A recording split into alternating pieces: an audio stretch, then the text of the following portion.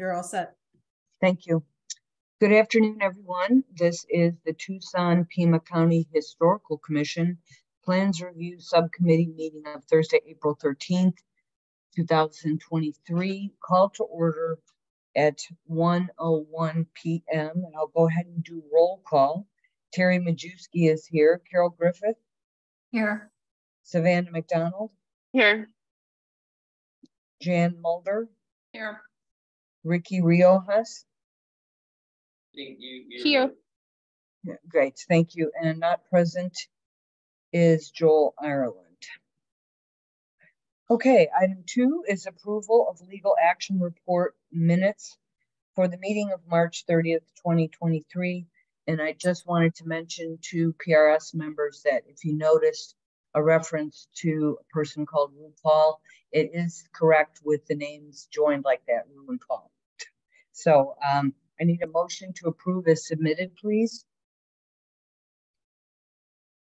I recommend approval. This is Carol. I recommend approval of the legal action report minutes of March 30th, 2023. As submitted? As submitted. Yes. Okay, thank you. And who will second? I'll second. Thank you. Jan, that was Jan, right? Yeah. That was Jan. Okay. Yeah, Jan and Savannah. All right, we'll go with Jan. Is there any further discussion on the motion? Okay, if not, I'll go ahead and call roll. Terry says aye. Carol? Aye. Savannah? Aye. Jan? Aye. Ricky? Aye. Great, thank you. They pass. They're approved unanimously as submitted, 5-0. Okay, we'll go ahead and begin with item 3, historic preservation zone review cases that we review under UDC section 5.8/TSM 9-02.0.0/historic district design guidelines and the revised Secretary of the Interior standard and guidelines. The first case is 3A, HPZ 21068 at 528 South Herbert. It's to construct a rear addition. This is in the Armory Park Historic Preservation Zone, and it is a contributing resource. Jody, do you have background on this, please? Yes, this project was heard as a continuation on March 21st by Armory Park. They recommended to approve the project as presented with the condition that changes to the front fence will allow visual transparency above 48 inches in height, and it was approved unanimously. Okay. Okay, so then let's see who is here to present. We are. My name is Bob Lanning, and this is Stephen Curti here in this office. Okay, and how do we spell Stephen's name? Stephen is with a PH, S-T-E-P-H-E-N, and then Curti is C-U-R-T-I. Perfect, thank you. I like to have it correct for the minutes. Mm-hmm. Okay, will you be sharing a presentation? Yeah. Would you like to see photos of the development zone, or would you like to go right into the drawings for this for the project? Well, we like you to define the development zone and show photos if you have them available. So just go ahead and present your submittal. All right. Okay. So we'll start. Well, yeah, we'll start with the photos. This is the front of the building on Herbert Avenue. And our clients want to do an addition at the rear of the building, but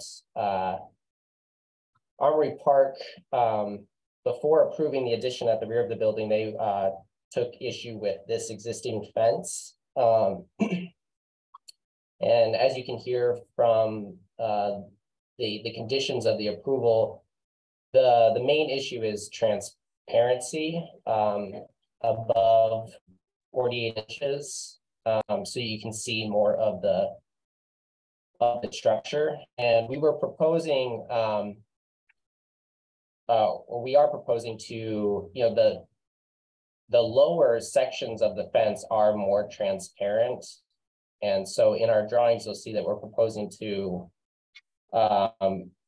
basically swap the lower panels with the upper panels so that you can see the existing structure more clearly. But we'll talk more about that later. But this is the front of the building, and then this is the back of the building where the addition will go. Just to give you some context. And then I'll go to the plans here. Yeah. Do you have a map of the development zone? I do. I think I do. Let me. I think that was presented in one of the. The project was continued, so it was. But I think I should be able to find it. Commissioners, do you need to see that, or are you okay with what you had seen before? Let me know. Carol, Jan, Ricky, Savannah. I think it was continued at Armory Park. I'm not sure we saw it before. If we did, I don't think I was there. So that's why it's nice to see you. Yeah, so it was continued at Armory Park. Bob and Steve are like the third set of architects. The property owners hadn't had much luck with their architects previously due to a number of reasons. So they were continued at least once. So this is the first time that they've presented to you.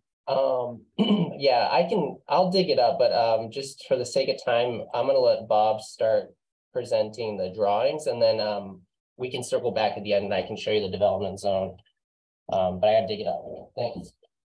Okay, thank you.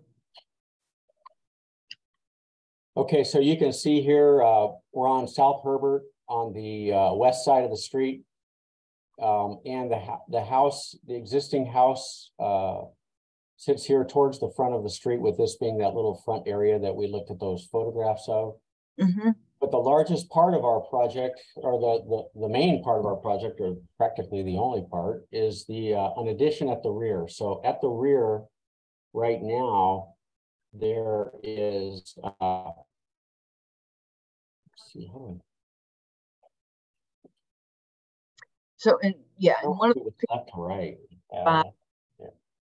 in one of the pictures you showed, there was There we a go. rear porch, right? Yeah, so that's what we're looking at here. There's an existing at the top, the rear of the building is in plan at the top here, and it's the demolition plan. And what we would do is remove the existing porch, which is right here. And then just below that, we're proposing to enclose that area 10 feet wide by 25 feet, the length of the building, a new office library, which would be a new interior space, and then build a version of that same western porch to the rear of that new addition. Yeah, So, what's the date on that porch, Bob? What's that? What's the date on the existing porch? That I don't know. I think it came, I don't think it's certainly not from the time of the building. So it's much newer, but I don't know a date. Jody, do you remember? Because there is I think there's been an addition on the rear of the structure that is not as old as the original structure. And but the date is escaping me. Jody, do you remember that information? Correct. You had the original structure, then it had an addition, and then it had the porch added. Off the top of my mind, I don't have the date, but I can look and see if I can find something. Okay, go ahead. So we're proposing that the new office / library basically parapets on the north and the south, and a shed roof towards the west or towards the rear. And that shed roof would go right into the porch itself. And we're doing that just to basically pick up on the former addition, which is in the existing residence to the west. So we're almost like extruding straight west with that same concept of the parapets on the sides and the shed roof towards the rear. So here we're looking at the existing west elevation at the top here. This is the porch that would be removed. And then we're proposing in that exact area enclosing this new office on 3 sides against the existing wall, and then putting a new porch in front of that. And the new porch would pick up on some of the same, would include even some of the same joists that we removed from that porch. And we'd use those on the new porch farther west. So then in this our fenestration pattern for this new 10-foot wide addition would be double hung windows and groups of 3 as depicted right here. And that door that you see on the right-hand side, that would be an existing 10-light French door that we're just relocating to the new exterior door location. So we're literally moving that current exterior rear door 10 feet west. And let's see what else. Oh, that's the front. So if we want to go over here. So the sides would look like this. Here's the north elevation. Here's that existing porch right here. And we're talking about removing that, installing a 3-walled addition onto the existing rear wall with parapets on the north and the south. And then that current steel water heater enclosure would be behind this door here on the north, which would be a painted steel mechanical room, water heater room door. The rest of the addition would be the stucco would be match existing. We're holding it in from the existing wall by 4 inches so as not to obscure the line between what's being done now and what was done before. Let's see what else. On the other side, on the south elevation, is kind of a mirror image of that. Light sand stucco over the plastered walls, match the existing stucco texture. The built-up roof would match existing. And That's Bob, yeah. as you quoted, the new and the existing construction would be separate, would be separated by an offset, right? You said?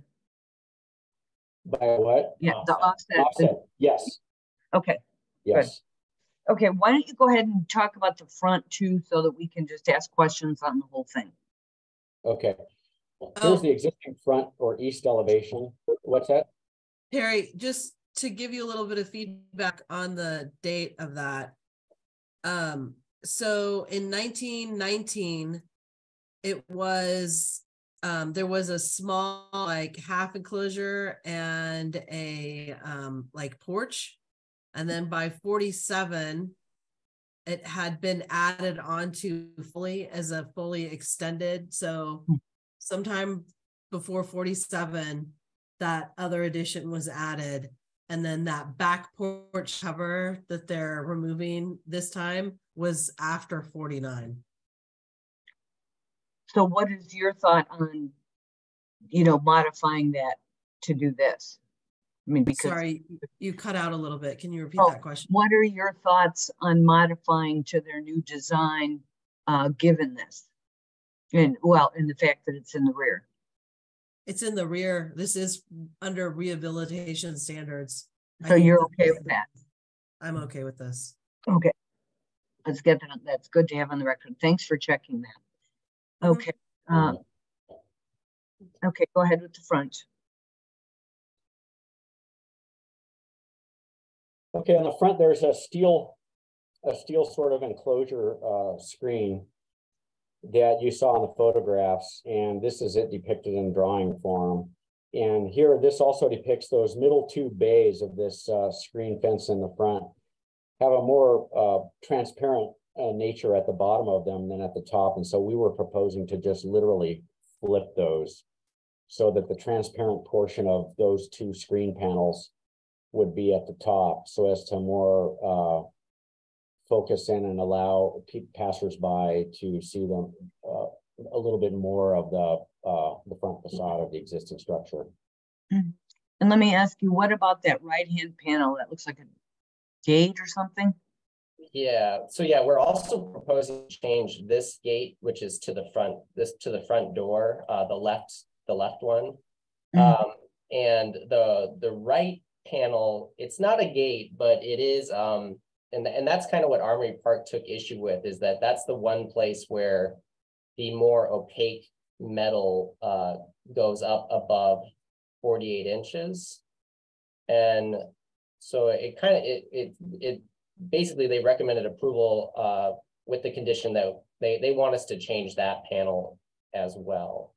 Of course, our clients would, you know, it's more effort for our clients.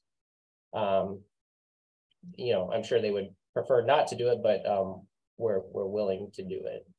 But Armory Park was hoping you would do it, and then Yes. Yeah. So the picture we're seeing now is you flipped them, and the only thing that isn't transparent yet is the area above that line of transparency on the far right. Yes. Okay. All righty. Okay, so go ahead. So we found Stephen found the development zone. Yeah, let me pull that up. That'd be great just to have a little background in that. 1 second.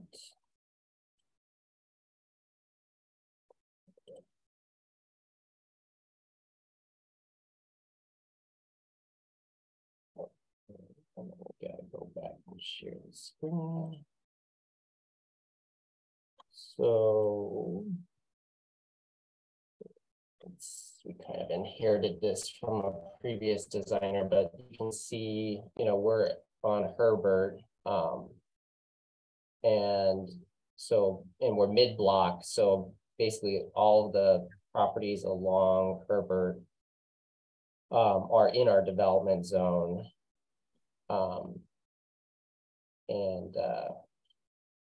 Yeah, so that's our development zone right there. Okay, your project is sort of right there and a little bit left to center, and it's got the little green circle.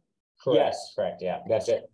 Point out, I can see like the little extrusion on the back, which would be the existing porch type thing. And then so it would move out beyond that little rectangle at the rear of the structure. Correct, to the left. Yep. Okay, and so are we seeing in this development zone other things that have been extended on the back? I don't think it's really a huge concern, but there's some long rectangles in there. And yeah. Yeah, it looks like there's been a couple of additions.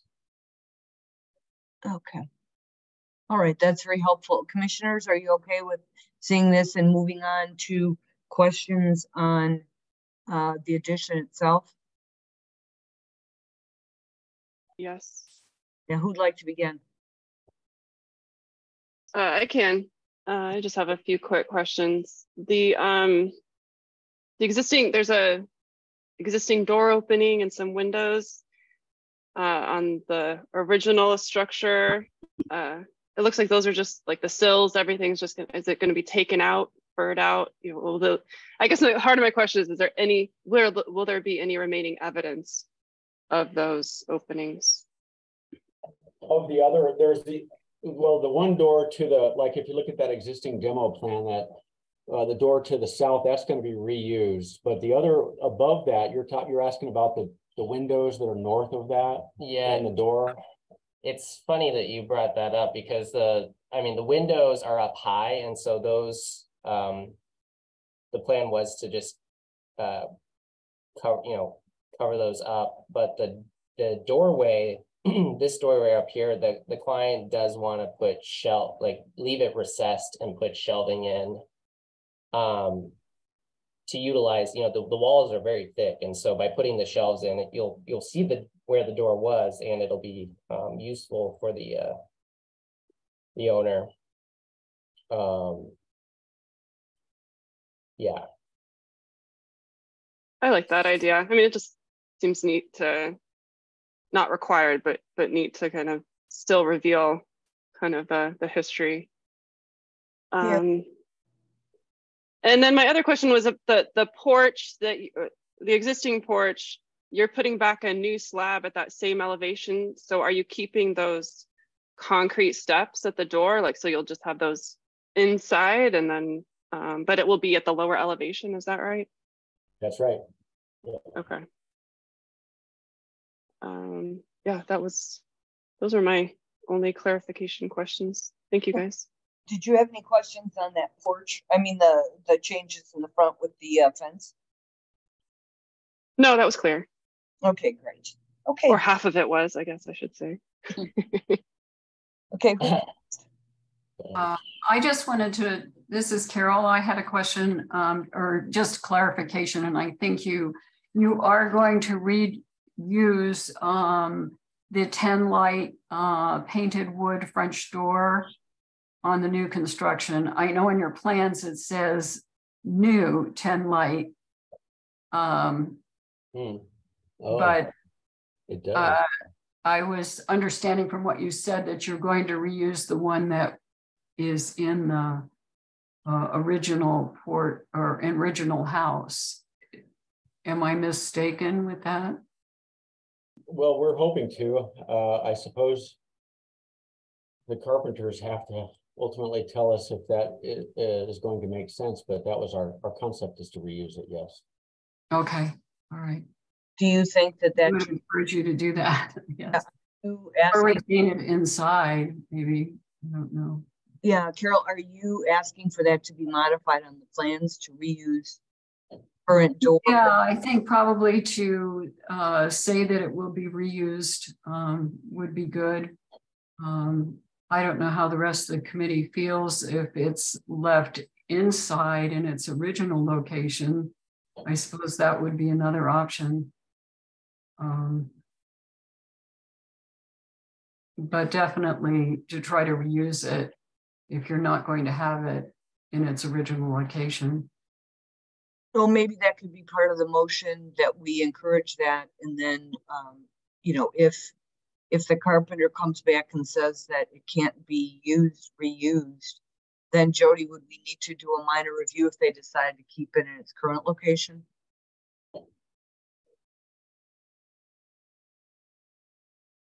Jody? Sorry, you broke up again. Can you repeat that? Oh, so if, let's say that the carpenter says that the old door or the current door cannot be reused and they have to get a new door, but Carol is suggesting leaving that where it is as sort of another reveal. I mean, would that need to be a minor review? It depends on how you word your motion, I guess. I mean, if you kind of word your motion as an either or statement, then it doesn't necessarily have to come back as a minor review. Okay. Ricky, do you have a question on this, or can you wait till Carol's finished? It was just a comment about the door. Oh, go ahead. So I feel, yeah, if it's staying in the same spot, I would be okay, like not having that note, like if they're not moving the door. But if they do decide to move the door, then I am in agreement with Carol that should be notated on the plans, like the intention to reuse the original door, because that is something that we usually request of people. It's moved to a new location, right? Even changing the swing direction. Yeah. Yeah, it is going to require the carpenter to fill in the existing lock set hole and redo one on the other side, but I think that's possible. Okay, so you might think you can just commit to reusing that door. Yeah, you can maybe word that, Savannah, or something. So let's go back to Carol. Carol, are you finished with your questions about the addition or the front fence? Yes, that was my only question. Okay, well, let's go back to Ricky. If you have any other comments, Ricky. The last comment was about the stucco, but maybe I heard incorrectly. Is the stucco going to be different on this new addition than the other house, or you are matching the stucco? Well, it's always a question with the Secretary of the Interior standards about, you know, matching existing. My feeling is that I'd like to match the existing. That'd be my first preference. So that's what we've got drawn. Yeah, and you've got the offset there, so it's showing that it's a new thing. Jody, what are your thoughts? Match or not match? I'm generally of a not match nature. It is nice that they're insetting it slightly. And I would say to kind of help distinguish that. But I generally always err on the side of not matching exactly. So you're saying that they should think of a different option? Yeah, I mean, it doesn't have to be drastically different, but just a slightly different texture is always recommended. Is that something that you could do, Bob and Stephen? Yeah, I mean, we could just have the stucco guys pick a different course of a different number silica sand, you know, that like usually it's like say number 30, they could just pick a different number, you know, so that the grain is just slightly different, either a slightly more rough or slightly more smooth. Yeah, and we probably want that to be somehow noted on the plans if that does go into the motion. But I think that makes sense. What do you think, commissioners? I agree. Okay. I am in favor of the different stucco. Okay. So, Ricky, did you have other points about the fence in the front or about the addition? No, everything else is covered. Thank you. Okay, thanks. Jan? Yeah, at this point, I don't think I have really any questions. I support Armory Park's point about recommending transparency above 48 inches. And I like the idea of being clear about reusing the door, preferably on the outside, but otherwise on the inside, and then distinguishing the stucco of the addition from the existing. Okay, so part of our motion would have to be about that. Could you go, Bob, yeah, right there. It will have to, because the plans currently show it going the full height. And if we want it to be only up to the line of transparency, then we need to say that. So Savannah, is this a motion you'd be willing to make? Do you want to discuss what that might sound like?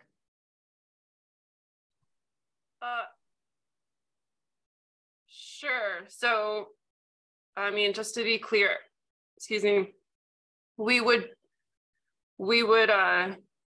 agree with the transparency above 48 inches, including at the gate. Yes, and so basically in flipping, like they've proposed to flip, and then that gate, the right hand long panel would be transparent at this equal line with the other panels. Does that make sense? Okay. Okay. And I think they said that wasn't a gate, it was just a smaller panel. I may have misunderstood. Yes. Okay. Okay.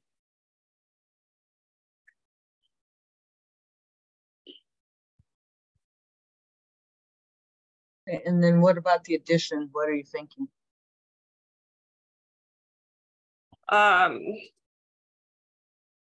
Do you guys have I mean, I could just say distinguish new stucco finish from existing instead of matching, but I can.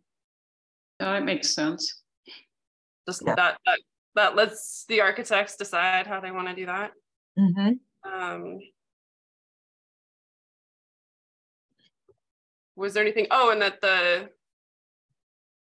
to clarify that the 10 light door is existing to be reused. Do we want to give them an option for if they can't reuse it? And new to match if required. I think some commissioners were thinking about leaving the door, if the door couldn't be reused, to leave it in place. Oh no, that was just my comment there was just that they wouldn't have to note it on the plans if they were just going to leave the door where it's at. But to note that they are going to reuse the door if that's their intention on the plan. Yeah, if at all possible, I think we need to. Yeah, I was actually thinking either leave it in its current location if they cannot move it, or reuse it on the outside, but somehow try to retain that door. Because obviously you're going to need probably it may not be in a condition that it can be used on the outside anymore. I don't know, but it possibly could be on the inside. Well, Bob and Stephen, wouldn't the owners want a door to leave their library and come out on the porch? Yeah, they'd like a French door there. So, you know, our intent was to use that French door or buy a new one. If that one can't be reused in an exterior fashion, we'd have to install a new door, but it would be a 10-light French door. But wouldn't it be easier just to leave it as is and then put a new door there in the front? I'm assuming they don't want a door right there, right? Yeah. No, I think the idea was not to have a door, just for it's just one public room to another. It's not like a bedroom or something. So more open concept. Yeah. So maybe we just say something like reuse French door if at all possible. That works for us. Yeah. Commissioners, is that good? Do you want me to say or new to match if not possible? Yeah, I think so. Okay. What do the rest of you think? You're okay with that? That's good. Yeah, I'm fine with that.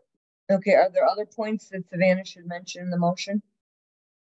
I just wanted to be clear on the gate in the front that the gate will be totally transparent, correct? No, on the left. No, on the front gate, I think it's what Carol's talking about. Front gate. This front gate will be totally, the one in front of the door will be totally, yes, transparent.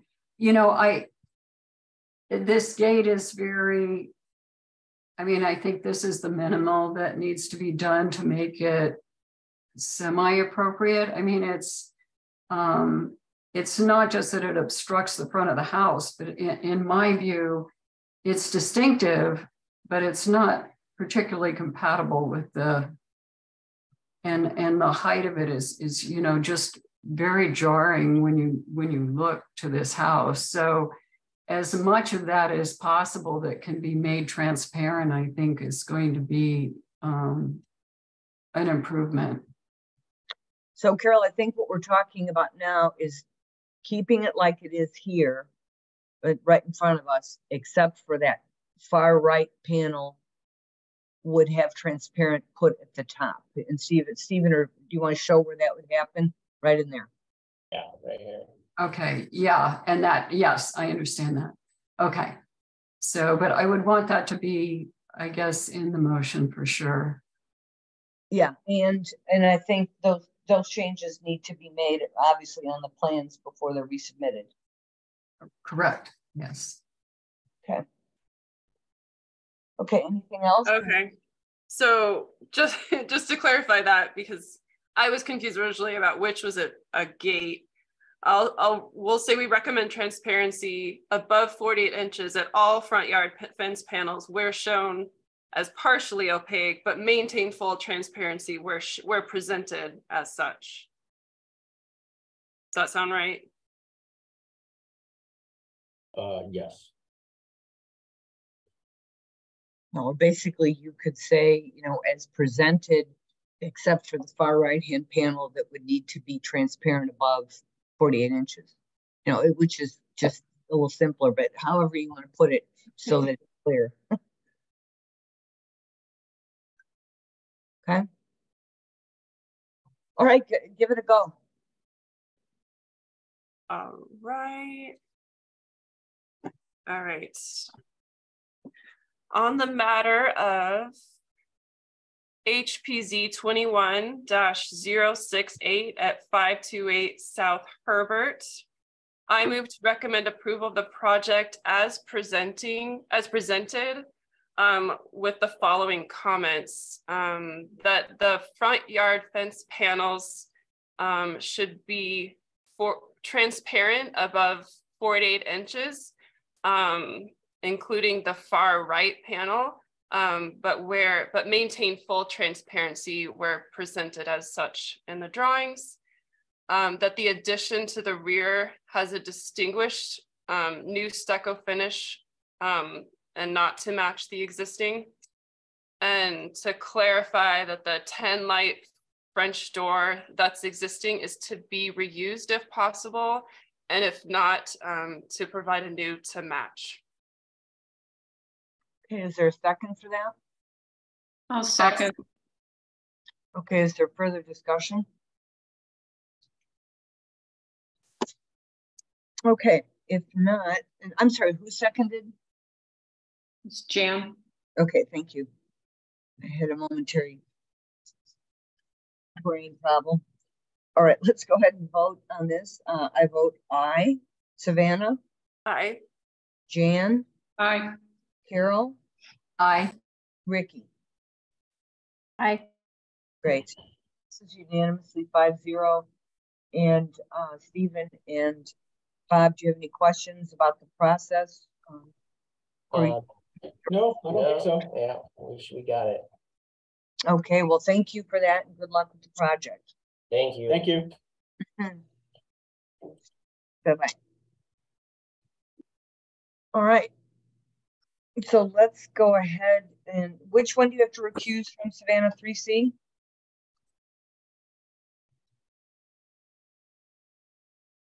Sorry, 3D, because it's a PMM project. All right, okay, got it. All right, let's just go on with 3B then, which is SD 0323 00033 at 903 North 5th Avenue. These will be discussing revision to previously approved plan, detached greenhouse. This is in the West University Historic Preservation Zone. It's a contributing resource. Jody, do you have information, please? Yes, this project was also heard on March 21st at the West University Historic Zone Advisory Board meeting. They motioned to approve proposed door and window changes with the understanding that the south elevation unnoted new window per sheet G4 to be a 2 foot by 4 foot. Motion to approve the greenhouse and the relocation of the portion wood fence as presented in the drawings.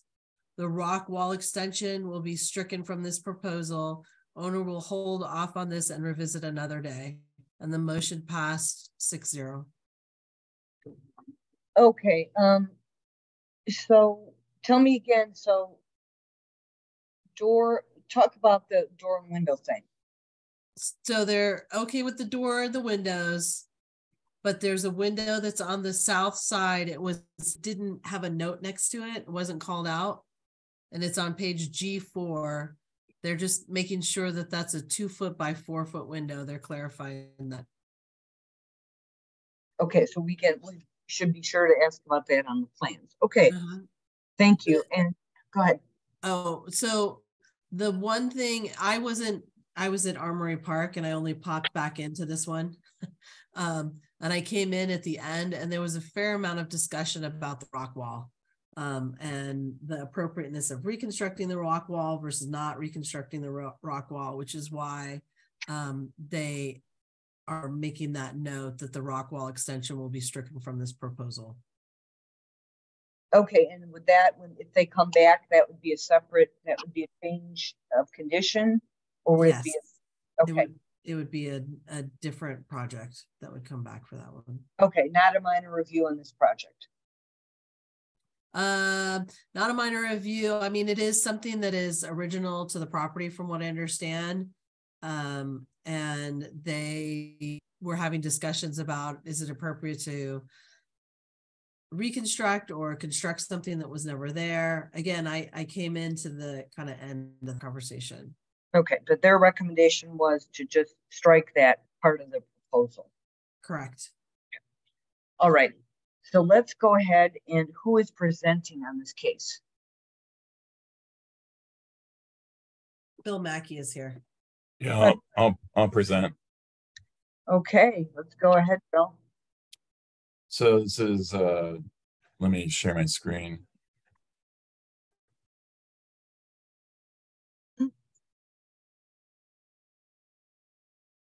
So you can see sheet G1. Everybody? Yes. Yeah, we can see it.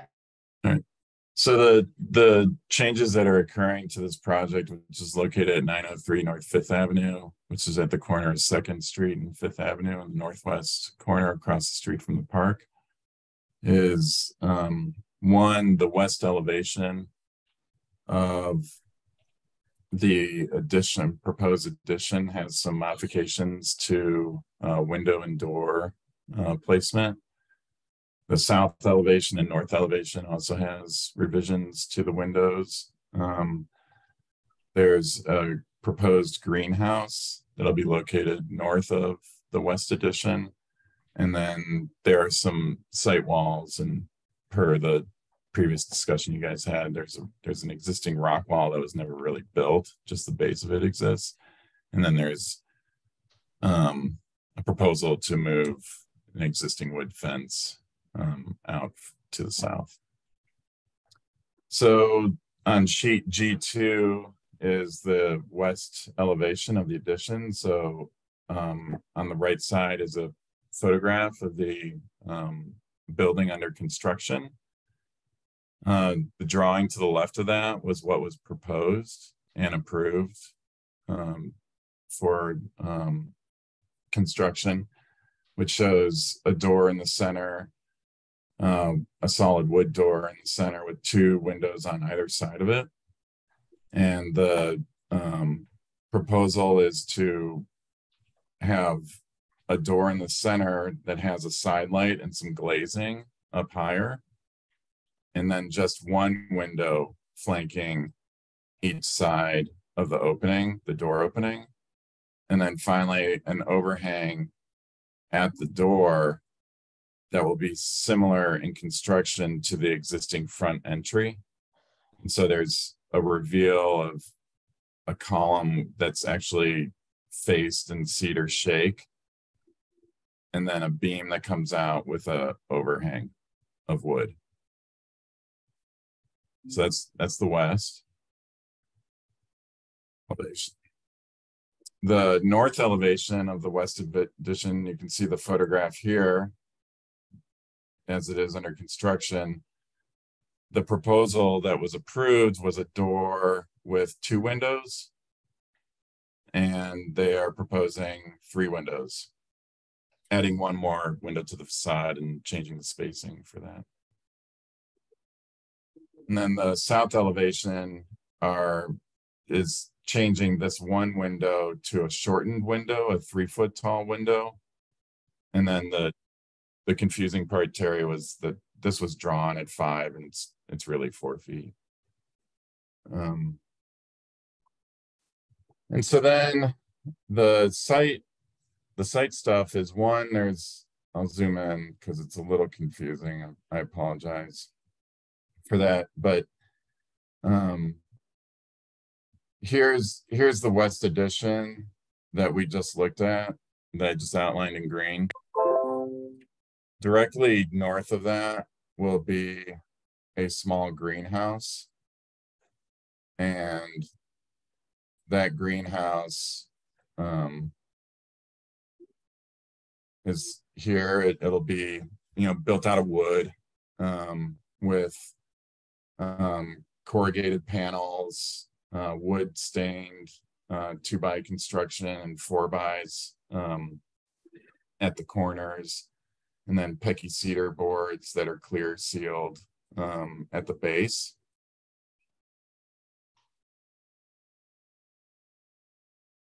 It's the floor plan of it, and there's a photograph that's inspired the owner's design. And then the site conditions is this thick red bar is the existing rock wall that has not been built to the height of the other rock walls. And so in this photograph, there's that's the red bar, is this rock wall that's just kind of stubbed out of the earth. And you can see on the further down the full height, which is like 24 inches or something. And so the owner was interested in putting that up, and that was what was caused a lot of conversation with West University Advisory Board. And then the second part is this is an existing wood gate that runs along here. And he basically wants to bump it out in this red line here to allow for more room for planting some trees between the gate and the house.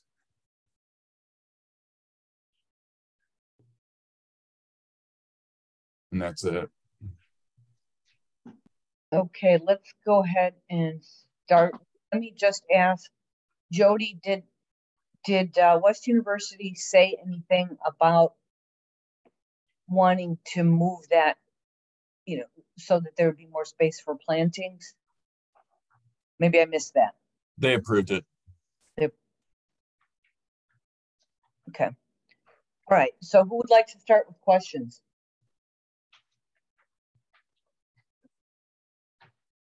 We're not talking about that rock fence at all, correct? That's what West University would prefer, that it be stricken from the proposal. Okay. But if we approve the rest of it as presented or with comments, one of the things would be moving up. Tell me more about that wall again, Bill, that would come up right against those rocks. Yeah, the wood wall. Yeah. Yeah, it comes up close to the rocks.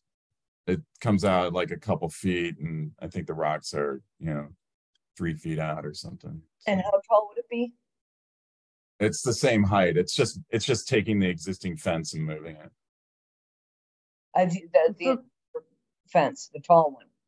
Yeah, this wood would just come out beyond this. You can see this concrete planter. Yeah. The wood fence would actually come out beyond that. So the planter will go. This is Carol. Yes, the planter will. It's not historic. Yeah. Okay. Okay, so Ricky, you had asked that question. Do you have any other questions? I'm gonna wait for my other questions because I'm still thinking about them, but yeah, I'm done for now. Okay, Carol, do you want to continue?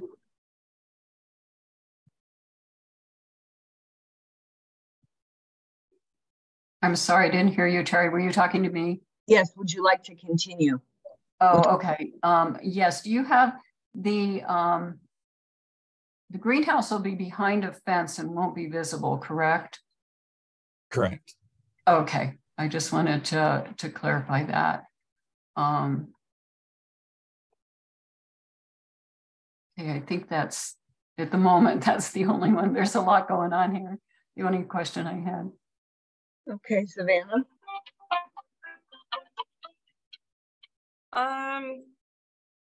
I guess I don't have any questions about the modifications to the elevations at all. And you mentioned it was a gate, Bill. The gate stays where it is, but the fence part is getting jogged out. Is that right? There's like a sliding gate somewhere in there. The sliding gate stays. Okay. So you can see the U shape of solid line. Okay.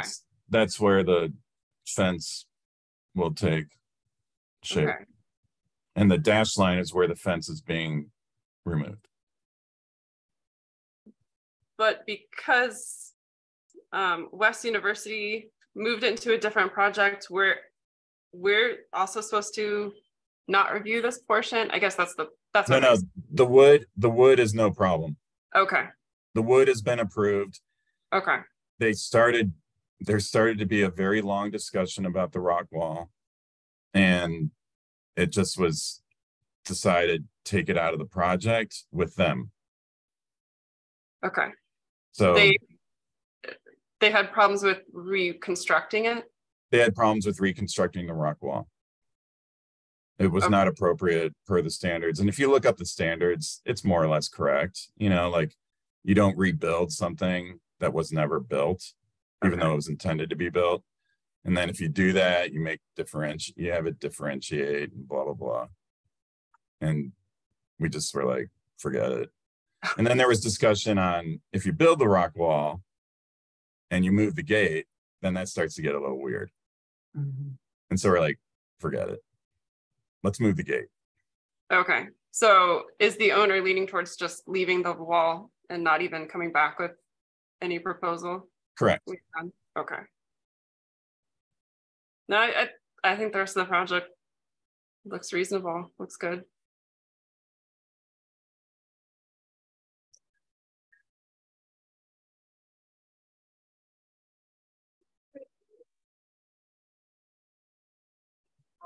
I'm sorry, Jan, go ahead.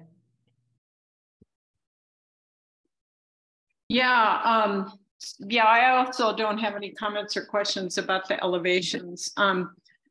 Just again, regarding the fence, you said the part that's being pushed out is a gate, but he wants to put landscaping there. So that didn't quite make sense. I didn't use the right word. I apologize. It's a fence. Okay, so where is the gate? Just sorry. It's the sliding part right here. Okay, got it. Okay, thanks. Then the only other question I have is, I know there was discussion at West University about the fence not meeting the standards for West University, and then somebody alleged that it was never approved and the owner said it was approved. Do you have documentation of the approval or when that happened? I think there was a misnomer on saying that fence was not an appropriate material too. Like, I think that were. So when there's when fences like that reviewed? all over the place. When was it reviewed? I don't know. Jody, do you have a record of that? Of what part being The reviewed? fence. So the owner said the fence was reviewed and approved. The wood fence that's there right now, the old wood fence? Yeah. We would have to dig through records. I don't keep that readily on the top of my head. That was discussed during the meeting, but it kind of became a moot point and they all dropped it. I think because the owner said it had been approved. I don't think so. Okay. Not from what I remember. I'm just looking at the LAR, sorry. Jan, was there issue with that, the height? Is that why they were thinking it wasn't approved? I think they said the materials, but I guess this is probably technically the side yard, even though it's on a street like that. So it's a side yard. Yeah. But I don't know how tall it is. Probably 8 feet, maybe. Is it that tall? Yeah. So I don't have any other questions.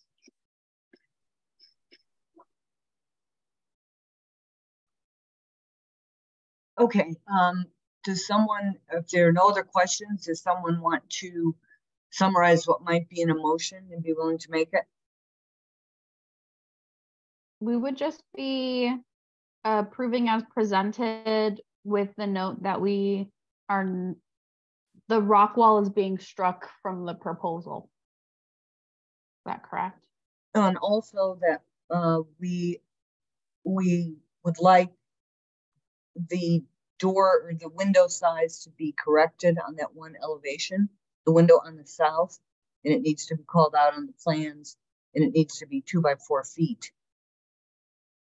And Bill mentioned that in the presentation. I think that's the only thing, that window on that one on the south elevation, and to strike the rock wall from the proposal. Is that correct? Is that what everyone's thinking? Yeah, I think we'd pretty much be mirroring West University's recommendation. Okay. So does someone want to make that motion? I can do that. Okay, is that you, Ricky? Yes. Okay. On the matter of, this is a really long number. SD 0323-00033, 903 North 5th Avenue. Propose to approve as presented with the following modifications: that the window on the south side elevation is corrected to appear to be 2 by 4 feet, and that the rock wall is taken out of the proposal as a whole. Is there a second? I'll second. This is Carol. Okay, is there discussion on the motion? Okay, if not, I'll go ahead and call roll. Terry says aye. Carol? Aye. Ricky? Aye. Savannah? Aye. Jan? Aye. Okay, it passes 5-0. And Bill, any questions on your end? Nope. Thank you, everybody. Thanks. Take care. Okay. We'll move on then to item 3C, which is TP-PRE-0323-00154 at 130 East Congress. This is a courtesy review about reconstructing the storefront. This is in the Downtown National Register Historic District. It's individually listed. It's the JCPenney Chicago store, and we'll be using the rehabilitation standards. Jody, could you give us some background, please? Sure. I met with Bill a couple of weeks ago out on site about this property. The property owners are pretty much what you're saying, requesting to reconstruct the storefront, meaning right now it's a recessed storefront. They want to bring it out, and so to the street, to the building face. So Bill has put together some research to justify that. A lot of storefronts over the years kind of change. They're either recessed or they're, flush with the building footprint. So they're looking for more space, I assume, and wanting to reconstruct it. Okay, so this would be basically just a courtesy review. It would come back. Yes, it would need to come back. It's a courtesy review kind of to kind of get your feeling in it, but it is within the Rio Nuevo area. And it's visible. So if they decide to move forward with this project, it would be something that would come back through a full review process. And it would ultimately end up probably going to one of the Ds, DRB, DRC, one of those Ds. Right. Okay, so we wouldn't necessarily, we won't be making a motion. We'll just be providing our feedback, correct? Correct. Okay. All righty. So if there's nothing else, we can have Bill go ahead and tell us about this. Okay, thank you very much. So this is the inventory form for the Chicago store that was done by, I think it was a class that Brooks Jeffrey at the University of Arizona did back in 2003 or so. And the only reason I'm showing this is the significant dates for this building is 1903 and or period of significance, sorry, is 1903 to 1957. And I think they picked those dates because in 1957, JCPenney's moved out of the building and Aronson Brothers moved in. And I guess they like JCPenney better than Aronson Brothers or something. Not sure why they did that, but that's what happened. This is a photo of the building in 1919 or before. One of the things that's interesting about the Chicago store is it originally wasn't built at the same length along Congress Street as we see today. It was basically it was originally 2/3 of what we see today. And you can see that right here at the corner, there's a little bit of sky and there's some building to the west of it, but we're not sure how tall that was. But this photograph shows the storefronts glazing and openings with recessed openings, and the storefront glazing is right at the street edge. And it's kind of a typical downtown Tucson property where there's storefront, some sort of horizontal beam, and then some sort of glazing above that. The base on this doesn't look as tall as some of the other storefronts that I've worked on, like in the 200 block or the Arizona. But there is a subtle little base that you can see there. Here's the building that we know and love. It's 1957. It's the JCPenney's. The columns have been clad into, you know, these bases with the mirror, and then the recessed storefront facade. And I think, you know, they did that recess because they, I think, allowed people to, you know, come into the space, come into kind of the property to look at furniture within those display areas. And then here it is at Aaronson's when they moved out, and Aaronson's occupied the building from 1957 to 1967.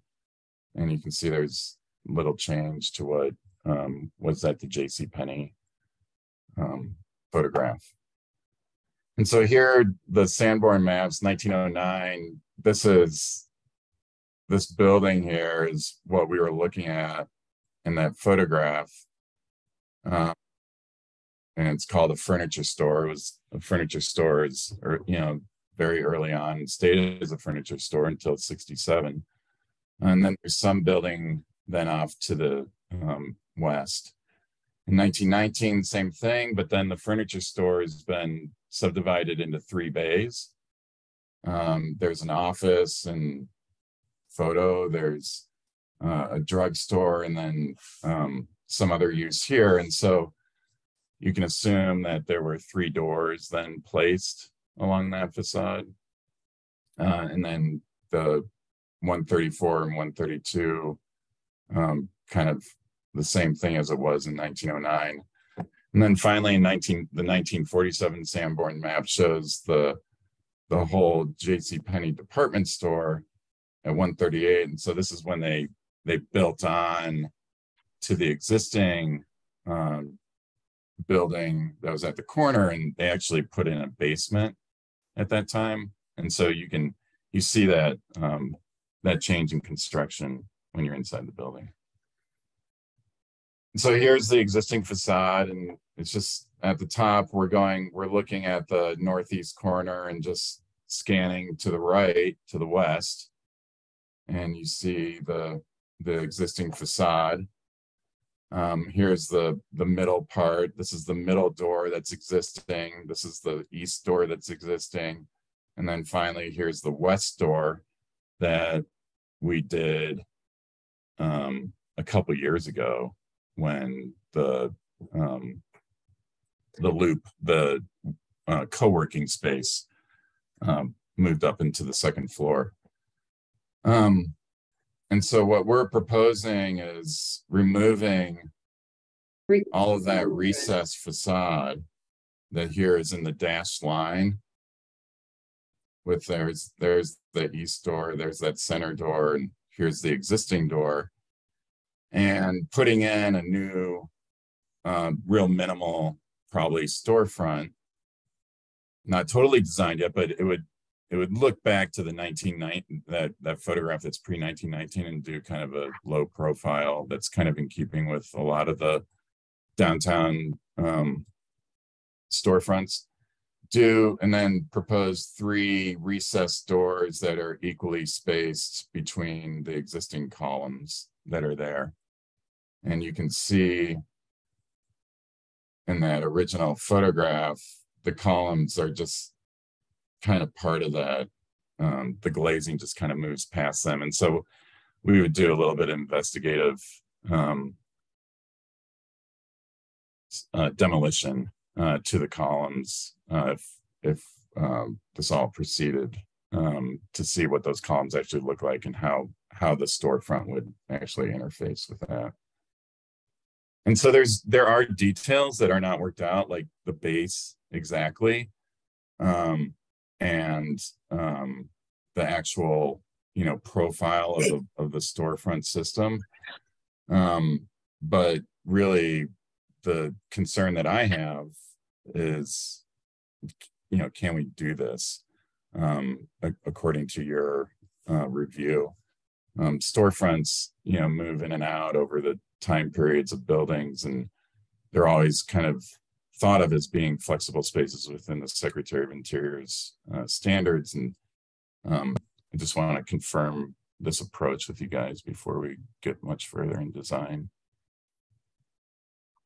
That's it. Thank you, Bill. Who has questions? This is Ricky. Is there a reason they want to keep that other space recessed, that one door? Well, it's a great question, Ricky. The floor slope is really weird. So on the east side, it's pretty much the same height as the finished floor of the building. And as you get further down to the west, the finished floor is up a few inches from the sidewalk. And so keeping that recess there in place is just, you know, mostly kind of a safety issue and a feasibility issue and accessibility issue, everything. So that's why that stays like that. The other doors can recess enough where it's not an issue. And so, you know, like these doors, the slope isn't too great to make it a problem for anybody to be able to negotiate that door. And then I just have one more. I know you said you're not too far in the design process. I understand that. Are they hoping to get like full glass storefronts like in that original picture? Yes. So everything below, let me rephrase that. Everything below this, like beam, cornice, whatever, you know, the prismatic glass, all that stays. What would change is more than likely the covering of the columns and this whole storefront system. And so a new storefront system and base would be brought out to the edge of that ledge.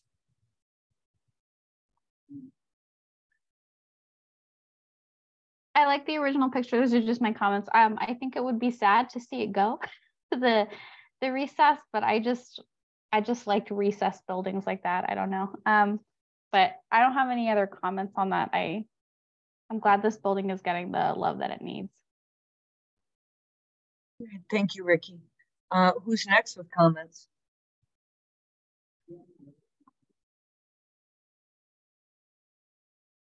I can go next. So one of my questions is the base that I see in the 1919 photo, but I don't see in your elevation. So I feel like I'd want to, and it looks like it's even at a different height than what it is now. So I guess I think, Savannah, the finished floor is right there.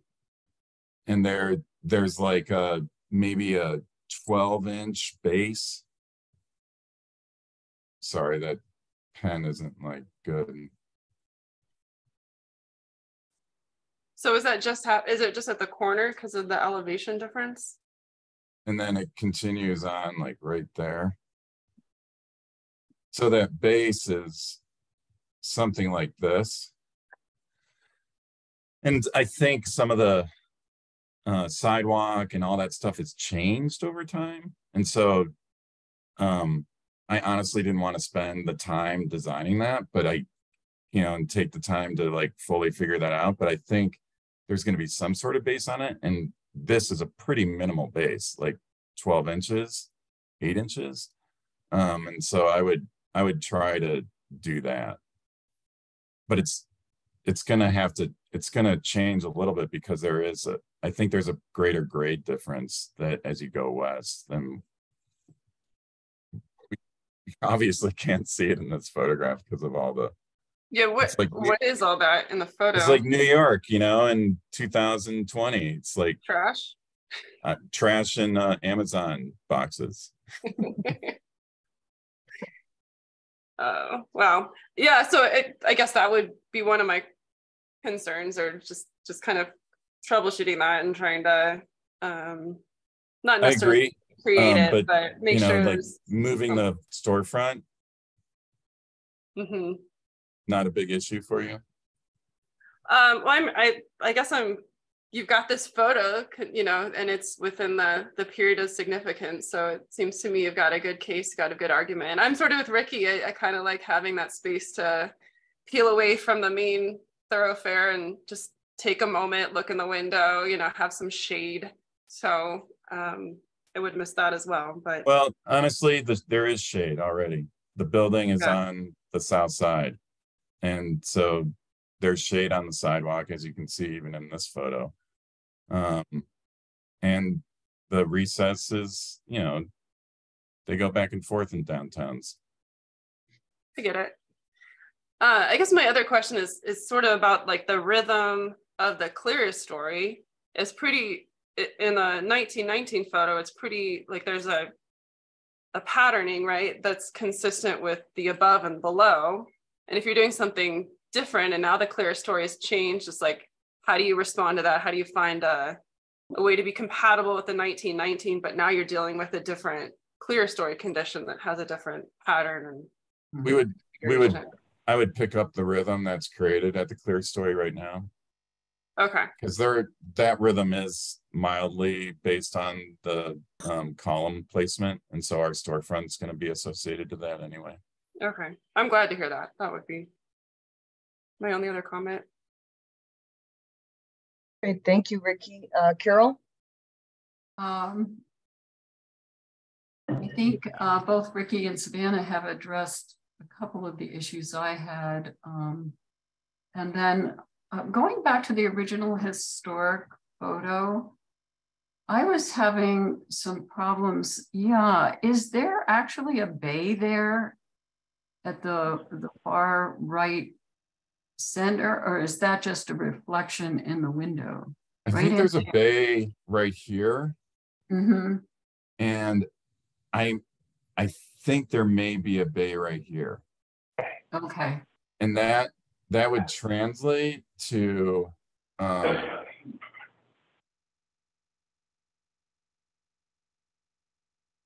before 1919.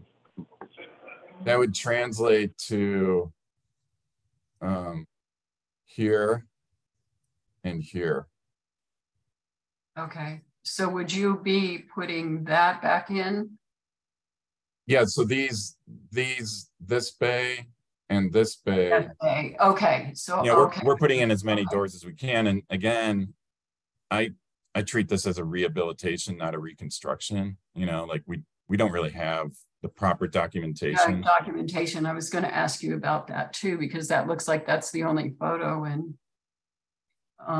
unless you have some others you've been able to find of the front of the building, because you're really kind of in some ways returning it back or using that as your jumping off point for exactly.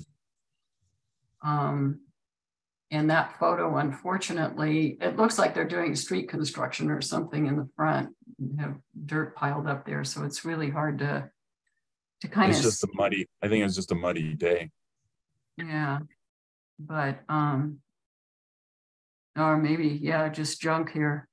But yeah, it's really difficult to tell. So if you make this all glass, well, and then you would have the one bay. It would be nice if there were some additional photos to support what you're, This is it. And again, it's a discussion of like, what does the Secretary of Interior say about storefronts? And they're mildly malleable. Mm-hmm. And they've proven that to be the case in downtown Tucson over the years, right? I can't tell you how many storefront projects I've brought in that we have this discussion. Bill, is the reason for doing this adding square footage to the interior? Is that the idea? Correct. Yeah, okay. That's the only question I had. about it. Okay, thank you, Carol. Let's see, we have Jan. Yeah, my questions have pretty much been covered. I too will be sad to see the large insets disappear. I'm guessing if you had a photo or information about when that change occurred, you would have already provided that to us, but I am kind of curious. I mean, all I can say is it happened before. Well, I really don't know. I mean, I think it happened before 1919, but that's just based on Sanborn maps. And no, not the change to the JCPenney frontage with the larger insets in the front. I'm not sure when that happened. After 1919. Yeah, maybe between 1919 and 1857, I guess. Maybe, maybe it happened when the building was, expanded to the west. Okay. And when was that? Or sometime before 1947 and after 1919. Okay. Yeah, I really don't have any other questions. Okay, thank you, Jan. So I guess we're all sort of have a consensus that he should move ahead with development of what he's thinking of. Yeah, fleshing it out more for sure, but yeah. I mean, the real question here is there any serious opposition other than, personal nostalgic, obviously it's a change, to bringing the glass out to the property line, to the building. You have that photo too from 1919. That's great. Yeah. Okay. Well, thank you very much, Bill. And all right, thank you all. You don't have an idea when you're coming back with that at some point, whenever it is. Clients would like me to come back tomorrow. I know I have clients like that too. Okay. Well, thank you. And right. Go ahead. Good luck. Thanks. So before we begin 3D, do you want, Savannah, do you want to recuse? Sure. You probably need me to return too. Do you want to just text me? I'm not sure we do, because unless you have something you want to talk about in review process and so on. It's up to you. No, I'm happy to not return, but if you need me, I'm happy to. Is everyone able to stay on for another short while? Yes, because if anyone else leaves, then we're in trouble. I'm good. Carol, Ricky, Jan, you can all stay on? I can stay, yeah. I can stay. Okay, and Carol too?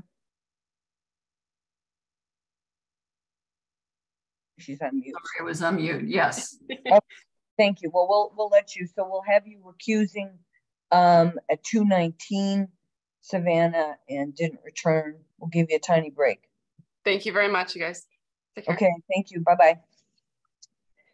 Okay, case 3D is TPCHC 0323-00155 at North Kinney Road. This is for restoration and reconstruction of historic 1930s CCC ramadas and stone picnic structures. It's a courtesy review for the county, and we'll be using the restoration standards. And this, I'm sure that we'll get an idea of the context of the project. And let me just check. So Ian, you're on for this case, and so is Scott. Yeah, so I'm on, and we also have members from Poster McDonald on as well, Corky and Drew. Scott's on as well, and we'll kind of tag team it, but I'll start out. Okay, before you do, who's Sarah Fontaine?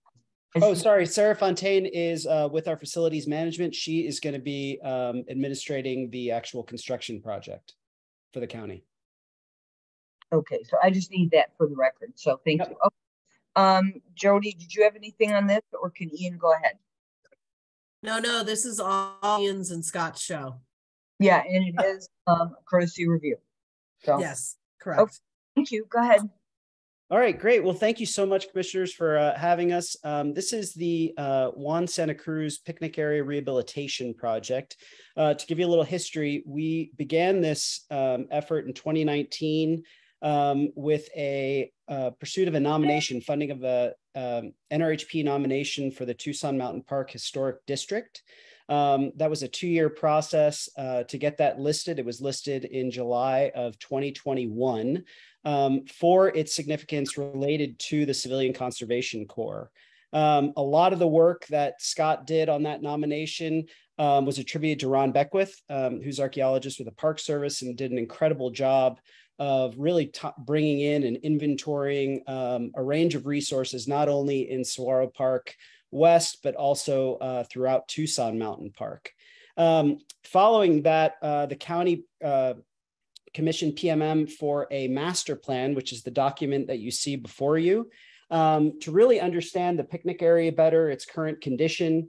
For those of you not super familiar with the CCC, it was a 1930s effort. Our 2 flagship parks, the county parks being Colossal Cave Mountain Park and Tucson Mountain Park, were really attributed, all the recreational elements that are in them of historic nature are attributed to the Civilian Conservation Corps. And there was this NPS rustic architectural style. It was focusing on, primary focus was on the scenery and not the construction. And so is it trying to do a very minimalist construction that it wouldn't obstruct the vistas and places that these constructions were put in. Let's see, there was aesthetic choices in terms of the colors and the materials. It was all locally sourced. The rock work is extensive in CCC architecture. And the kind of rock was chosen not only for look, but for scale. Again, it was meant to blend in and look like natural rock outcrops that were coming out of the setting.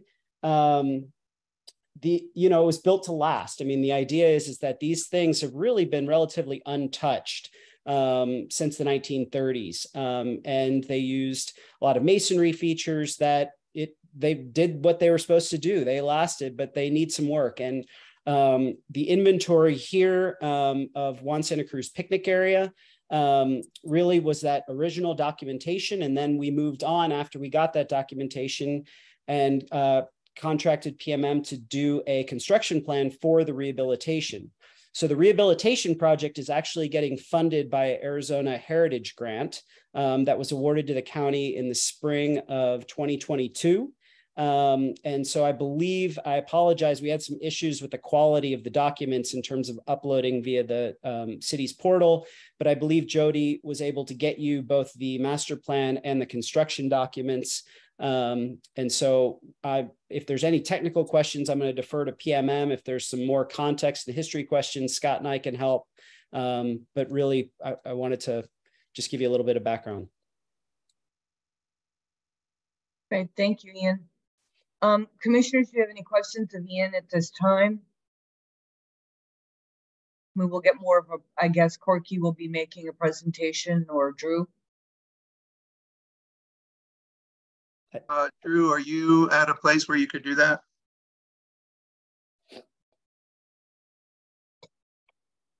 Yes, can you hear me? Yes, we can. Okay, thanks. I'm going to let Drew's been running the project. I will chime in when I need to, but he's done all the drawings for this project.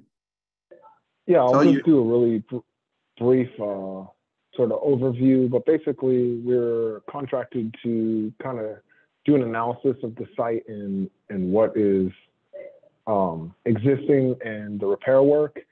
And we went through and identified, I'm not sure who's controlling here, but we identified contributing and non-contributing works, as well as, works that were just pieces that were important in this site.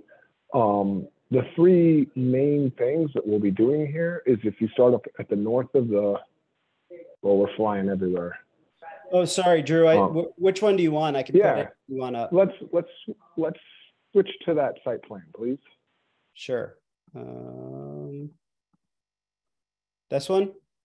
Yeah. So you can see at the top there, there's a ramada, and that is the cantilevered ramada. So it was two rock columns, and it actually has two metal poles embedded in the columns, and then there's cantilevered, I believe like 6-inch logs that created a ramada. And since then, the roof is gone. There's a photo of the existing. We've actually taken the logs down because we need to do some demo to see how it was attached inside there. So this is one of the 3 ramadas that we're going to rehabilitate. And what's going to happen with this one is we're actually going to have to remove the rock work down to create a new interior column. And then that column will be, you know, recovered with the exact same rock, and we'll have a steel structure. And we're going to replace all the wood members with steel, in that it will be painted and less maintenance for the county.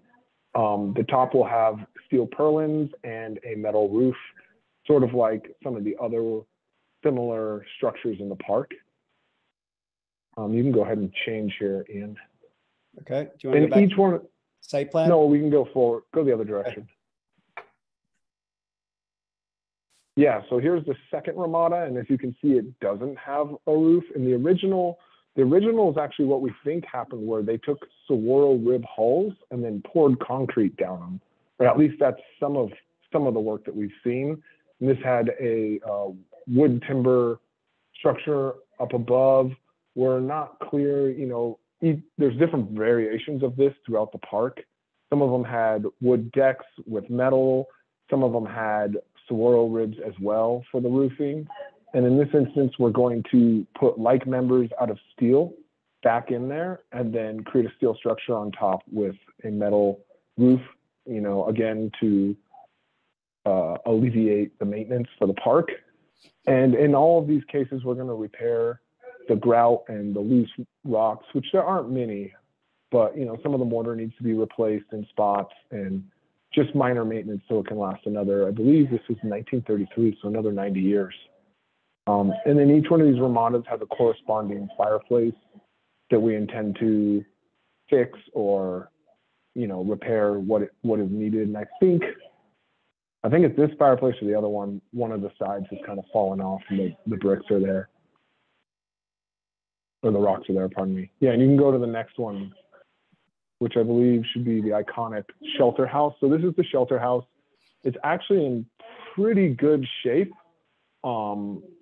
And in this case, we're not going to replace the wood timber with steel. We're going to just replace like for like all the way up. And in its current condition, there's actually these odd concrete, like, I don't know if they're casted up there or on the ground and lifted up, but there's these sort of concrete 2-inch by maybe 16 inches by all the way across. And it's kind of overkill and overweight. So we're going to take those off and replace with a metal roof on this. But one of the key features in here that we're working on and we anticipate keeping is underneath, there's sort of a crisscross pattern. Ian, if you want to go to the next sheet, maybe one more. Yeah, you can see in this photo. So there's a really elegant crisscross pattern. And the document that we're looking at is not the construction set that we've provided. This is the full analysis of the entire site. Is that the construction set up there? No, I can. Well, anyways, here's the construction set. Oh, yeah. Let's go there. Yeah, you can zoom in on. Can you zoom in on that reflected ceiling plan? So this is one element that's really important to us that we plan on keeping. You know, in the sake of environmentalism, we're probably not going to use saguaro ribs, and we're going to use dowels, wood dowels, either cut in half or just placed in there to create the same similar pattern that exists. And then for the majority of the work on the site, other than these 3 structures, it's all just repair work, and there will be no, you know, new materials. Here's 3 tables, and some of them have fireplaces, some of them have freestanding barbecue, you know, national park style barbecues. If I could just add to what Drew is saying, there are three principal ramadas that we're dealing with. One is completely intact and iconic, and all of the information we would need for essentially a preservation approach is in place, and we can do that. Two of the ramadas are, the roof is gone, the detail's gone, there's no drawings for it.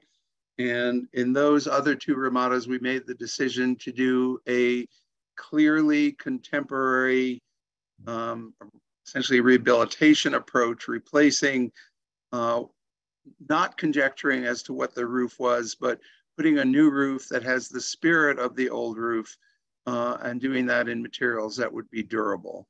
And then finally, we have very much of a preservation approach to all of the tables and fireplaces and all the ancillary elements, which one by one are in fact contributing structures, and essentially doing a preservation maintenance upgrade to those. So we sort of have a very mixed approach to the different buildings, depending on their current condition and the amount of documentation we have available to us.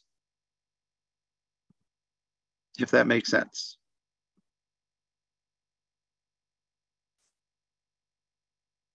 Okay. Are you ready for questions and comments? I think we are, yes. Okay, who would like to begin? I'll start. I like the approach that you're using. And I like the fact that you are going to try to replace in kind as much as possible on the one structure, but using something a little more durable. Are you going to be doing, I assume, documentation on this as you go, or have you done it? We've already done the documentation. Okay, that was my other question. But I do like your approach, kind of having rehabilitation, restoration kind of approach at the same time. Thank you. Thank you, Carol. Who would like to go next? This is Ricky. I'll go. I really like this. I think it's thoughtful. I am also very thankful you're keeping like materials where possible, and I'm excited for this project. Thank you for keeping that very beautiful design in the roof. I'm glad it's going to stay. That's all I have. Thank you. Thank you. Great. Jan? Yeah, I don't really have anything to add. I like the approach and appreciate the care and thought that's gone into it. And yeah, it'll be exciting to see. Well, thanks. And since Savannah left and she won't comment, I was fortunate to see this when it was being proposed for a Heritage Fund project, correct? And yes. And so, you know, I've gotten to see the presentation on it before and ask questions about it. So I especially like the fact that you're exploring materials that are ecologically more sound, and, you know, and the fact that the documentation's been done. So thank you. And do you have other questions for us? Or anything? No, one thing to note is that as part of a requirement for the Heritage Fund, this is going to be open. The camp picnic area is going to be open throughout construction, and it's meant to bring the public out there to engage and see the construction being done. That was a requirement of the grant. So we're really looking forward to serving this back to the public. It's right next to the Desert Museum. It's the two picnic areas that remain in Tucson Mountain Park. The remaining picnic areas are within Saguaro West. This is definitely one of the most heavily utilized. And so the last thing I'll say is that this is not being, I mean, the work that PMM has done is incredible, but it's also very complementary to the work that is being done in Saguaro West on very similar features. And so there's there's a lot of cohesion between the work, and we're not doing it in silos, saying the feds are doing one thing, we're doing another thing. So we're definitely in contact with the NPS throughout both for Colossal Cave Mountain Park and Tucson Mountain Park. Well, that's great. And I hope that you take the opportunity to engage the public, and it probably will be sort of on a repeated small scale, right? Talking to the public that comes out there, but the importance of preservation and how the attention to detail on the materials and why it's important and how you're collaborating with the feds and so on. I mean, I just think that's a great opportunity because and I'm not sure the public really understands the challenges that you face when you are working with heavily used historic properties. And we're fortunate that this is one that is, is so heavily used. Yep. Yeah. So unless anyone else has questions, we wish you good luck with the project, and let us know when all that starts. And I'm sure that in commission updates you'll let us know that. So absolutely. So we can maybe pop in and ask some hard questions. Hope we'll have a picnic out there. Definitely. Yeah. So anyway, thank you so much for coming. Thank you, everyone. Thanks, everyone. Appreciate it. Bye. Bye-bye. Okay, so now we'll move on to item 4, Task Force on Inclusivity Report. Item 4A, discussion on best practices for naming of city and county-owned physical assets. And Jody, as we go into the summer, let's stay in touch with me if you think that there's any particularly good times for having a discussion. I mean, obviously we don't want to do it when we have 4 other cases to hear and things like that, but and I think I'm still going to follow my same thing where we just sort of recast it to offer feedback if people wish to use it, and showcase the research that folks have done on this and contributed. So, okay, item 5 is current issues for information discussion. 5A is minor reviews. Michael, are you going to report to us on those, or Jody, will you? I was out of the country, Madam Chair, and I really don't have any minor review issues to review a report at this point in time, unless Jody has some that she's been working on. I don't have any.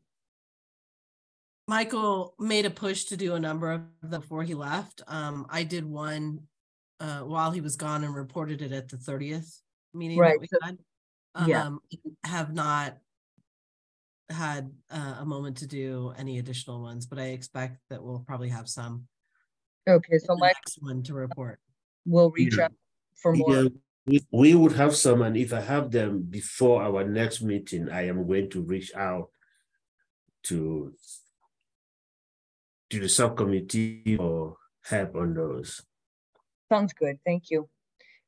Item 5B is appeals. Do we have any at this time? We do not. No, not at this time. Okay. Item 5C is zoning violations. There are just some pending zoning violations out there, but they have not yet, I have not processed them up to the level of bringing it up to you for review. But as soon as we get them together, they will come before you. Okay, thank you. Okay. Item 5D is review process issues. Does anyone have something to bring up?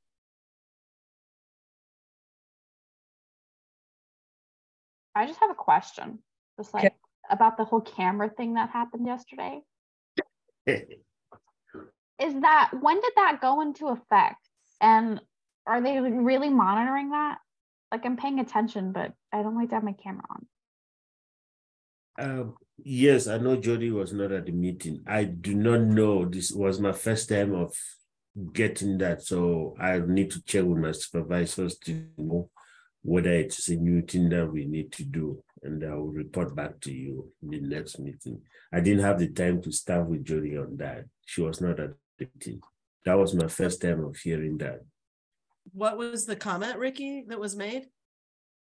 They said that we had to all have our cameras on for the meeting, like the entirety of the meeting, to make sure that we're paying attention, I guess. But that we were there. So what has happened with some other commissions and boards is that people have left on their, been on, but just basically didn't have their picture on, and they're, in person. So to achieve a quorum, but then they weren't there. And this, I was on, it was some like heavy duty board listening in. And then basically the whole thing was pulled back because people were keeping their cameras on, but they weren't there. And they lost their quorum, and like even the chair left or something. But I mean, we've never had that issue. And I gave them a little pushback, and I said, sometimes people have to turn their picture off because of bandwidth issues. And, but we'll check in. I mean, no one left, and they won't let us use the chat function anymore. So it's almost impossible to figure out when people leave unless they feel bad to interrupt and say, I'm leaving, so it's all these weird things. And I hope that this doesn't influence going back to in-person meetings, which I think will be a huge disaster because people are not used to that anymore, so anyway, that's what that's about. But just so long as they've never said anything to you, Jody or Michael, right, that we have to have our picture on here. No, we've had it. We've had our deputy director when we've had internal meetings. He likes to see faces. So he said he wants everybody to have their camera on just because he's tired of talking to himself. But we haven't had where it's been mandatory. Yeah, but that's a different reason. But I mean, the city clerk has become really cracking down on stuff that they've never cracked down on. And I don't know why that is or whatever, but I mean, but they never tell you have to do that, right? For plans review or subcommittee meetings. I haven't gotten any emails about that, about the subcommittee meetings having to have your camera on. I mean, I understand it. Apparently it was pretty flagrant that people were leaving their cameras on and they didn't really have the quorum that they needed. I think that the city clerk is already, and has since the beginning of this, a little bit touchy about the virtual meetings. So it is to be expected that they're going to be cracking down on it, especially if they've caught wind of what's been happening with some other BCCs. I haven't experienced that with any of ours. Everybody's always talking, so it's not something that we've had an issue with. Yeah. So the experience that I had attending a meeting, it might have even been the Board of Adjustment. It was something crazy, and it was well over a year ago during COVID, and well into the period where people were starting to get savvy with virtual meetings. So, but anyway, I mean, we did it, but people were very concerned because, like Jan, you always have low bandwidth in the afternoons, and other people had to switch in, like people that are on the phone, and but they were there. People weighed in, and we had so many motions yesterday that people were clearly there. So anyway, that's what that was about. Other questions? Or Ricky, did you have anything else? Yeah, I had one more.